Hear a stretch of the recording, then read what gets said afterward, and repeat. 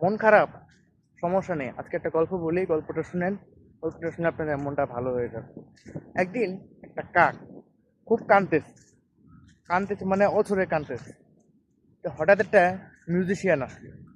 Musician এসে, মানে যারা ম্যাজিক করে আর, তো মিউজিশিয়ান এসে কাকটাকে জিজ্ঞেস করলে, কি ব্যাপার, তুমি কাঁদতেছে কেন?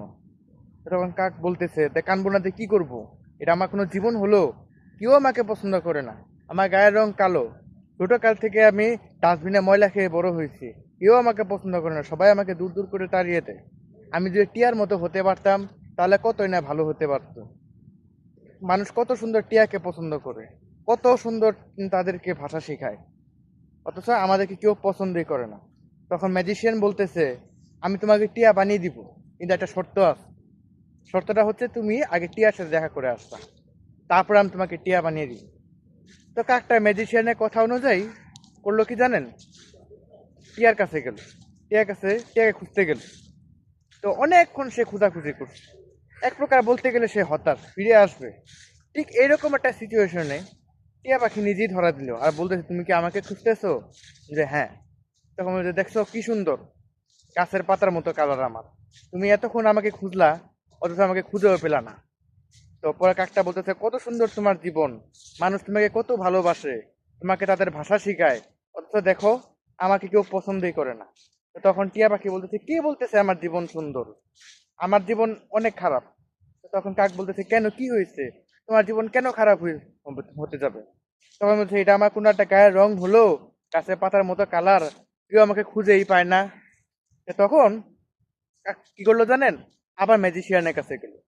ম্যাজিশিয়ানের কাছে যাওয়ার পর ম্যাজিশিয়ান এবার টিয়াকেও সাথে করে নিয়ে, ম্যাজিশিয়ানের সাথে এবার কাকটার সাথে করে টিয়াকেও সাথে করে নিয়ে গেল, কাকটার সাথে করে টিয়াকেও নিয়ে গেল। তো পরে এখন বলতেছে টিয়া, যে আপনি তো ওকে টিয়া বানাই দিবেন, সমস্যা নাই, তাহলে আপনি আমাকে ময়ূর বানায় দেন। তো যথারীতি এবার ম্যাজিশিয়ান বলতেছে যে ঠিক আছে, আমি তোমাকে ময়ূর বানাই দিব, কিন্তু এখানে একটা কথা আছে, তুমি আগে ময়ূরের সাথে দেখা করে আসবা। তো এখন টিয়া আর কাক দুইজনেই ময়ূরের সাথে দেখা করতে গেল। দেখা করতে যাওয়ার পর এখন ময়ূরকে টিয়া বলতেছে, তোমার জীবনটা কত সুন্দর, ময়ূরগুলা ময়ূর পেখম গুলা মেললে কত সুন্দর লাগে তোমাকে। তো বলতেছে, কে বললো আমার জীবন সুন্দর? এই যে শুনতেছো শব্দ? হ্যাঁ, শুনতে পারছি, কিসের শব্দ এটা?